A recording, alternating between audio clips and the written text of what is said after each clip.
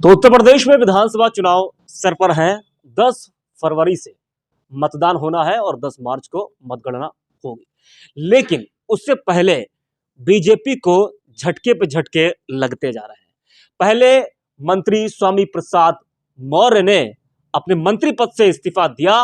उसके बाद दारा सिंह चौहान ने भी अपने मंत्री पद से इस्तीफा दे दिया। दारा सिंह चौहान के इस्तीफे के संकेत स्वामी प्रसाद मौर्य पहले ही दे चुके थे कि भैया हम तो जा रहे हैं और हमारे पीछे एक लंबी कतार लगी है। आपने देखा भी कि जैसे ही स्वामी प्रसाद मौर्य ने अपना इस्तीफा दिया तो कई बीजेपी विधायकों ने भी अपना इस्तीफा सौंप दिया। तो एक बड़ा झटका यह माना जा रहा है कि बीजेपी को इस वक्त लगा है।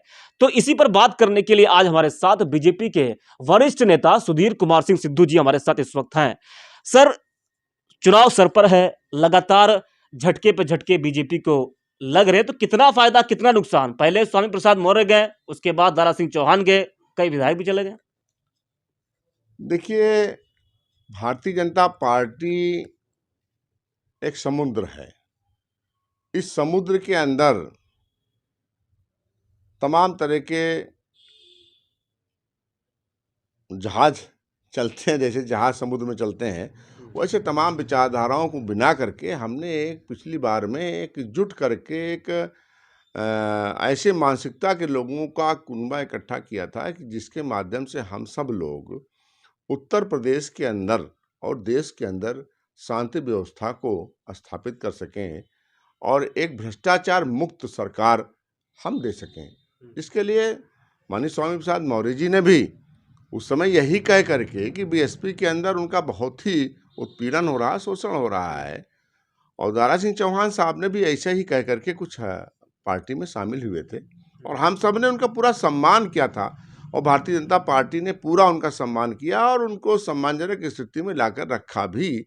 और पूरे 5 साल तक तो दारा सिंह चौहान साहब बहुत ही अच्छे व्यक्तित्व के स्वामी हैं, अच्छे व्यक्ति भी हैं। हमारे बाराबंकी के प्रभारी मंत्री के रूप में उन्होंने कार्य भी किया है।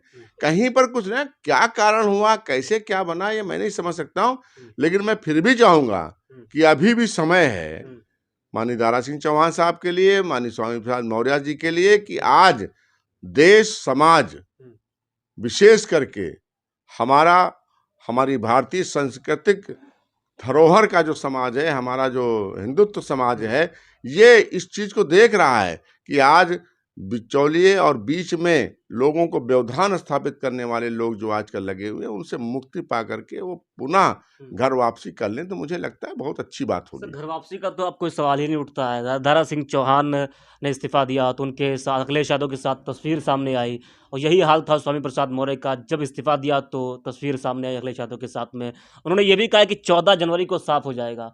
तो आपको लगता है कि अगर मान लीजिए बीजेपी उनको मनाएगी? केशव प्रसाद मौर्य ने ट्वीट भी किया था कि आप लोग गलत फैसला ले रहे हैं, आप लोग जो है, और घर वापसी कर लीजिए। रीता बहुगुणा जोशी ने भी यही बात कही। तो क्या लग रहा है कि अगर बीजेपी मनाएगी तो ये लोग मानेंगे?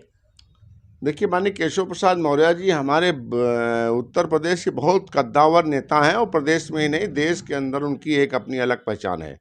और माननीय केशव प्रसाद मौर्य जी उत्तर प्रदेश के भारतीय जनता पार्टी के कार्यकर्ताओं के हृदय के सम्राट हैं और हम सब उनकी बातों से सहमत है। यदि उन्होंने कहा है तो बिल्कुल कुछ सोच समझ के कहा होगा और पुनर्फैसला करना चाहिए। नहीं फैसला करते हैं तो मैंने कहा कि भारतीय जनता पार्टी एक बहुत बड़ा जहाज है और इस जहाज के अंदर सफ़र करने वाले पूरी तरह सुरक्षित रहते हैं और जो जहाज छोड़ के जाते हैं उनका हाल क्या होता है इस सर्वविदित है, आप सब जानते हैं। तो आपको लगता नहीं कि इन दोनों नेताओं के जाने से बीजेपी को एक बड़ा नुकसान पहुंचेगा? देखिए, स्वामी प्रसाद मौर्य जी के इस्तीफे से हमें या हमारा मौर्य समाज या हमारा जो ओबीसी समाज का है, मैं स्वयं भारतीय जनता पार्टी का लगभग 32 वर्षों से कार्यकर्ता हूँ और पिछले वर्ग से आता हूँ। राष्ट्रीय स्वर्णकार सभा का मैं उत्तर प्रदेश का संरक्षक हूँ और हम सब लोग काम करते हैं। ऐसा कुछ नहीं है, समाज के पीछे लोगों की भावनाएं होती हैं और समाज उनके साथ में उनके अच्छे कार्यों का तो भागीदार होता है, लेकिन बुरे कार्यों का कभी भागीदार नहीं होता है।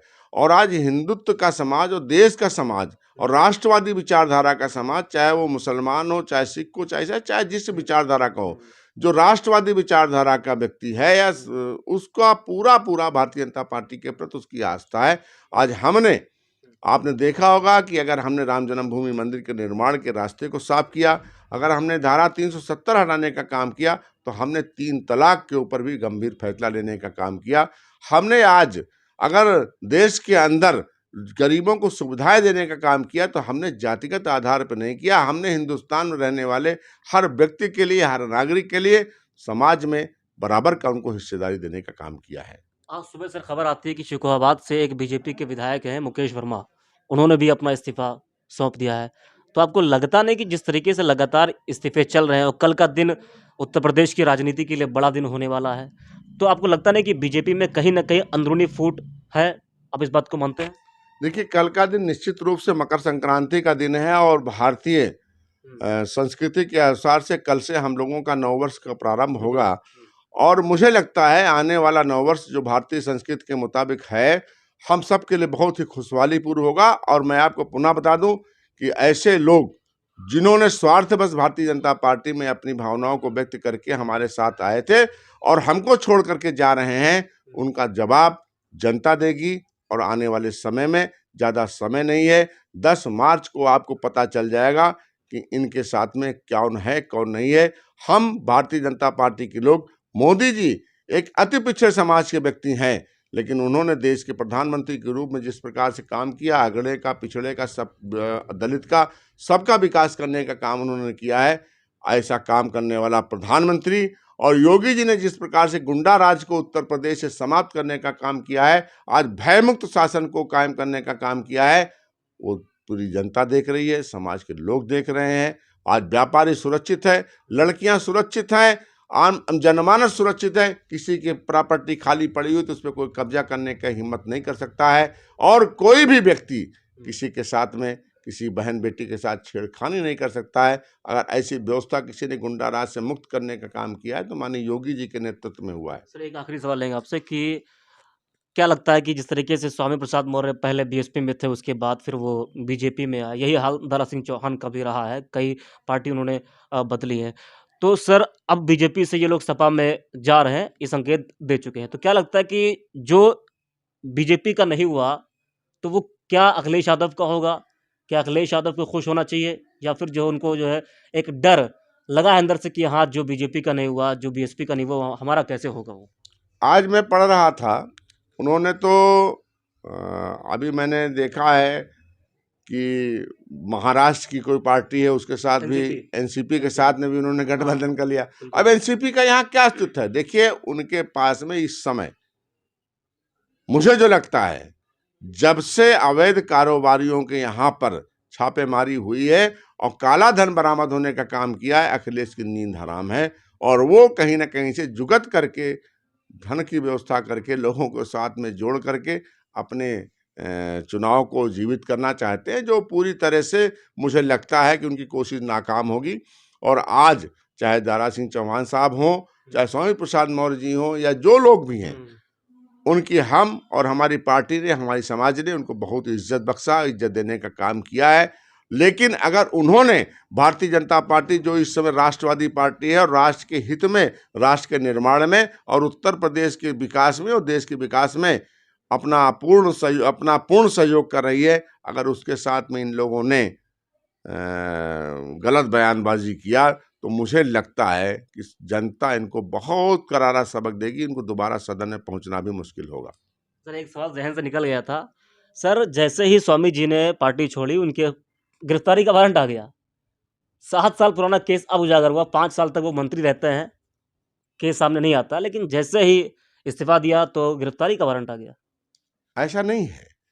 MP MLA court fast track होती है, जिसमें एमपी एमएलए के जो मामले होते हैं उनकी सुनवाई होती है, और 7 वर्ष पूर्व से उनकी सुनवाई हो रही थी। काफ़ी अरसे से वो हाजिर नहीं हुए थे।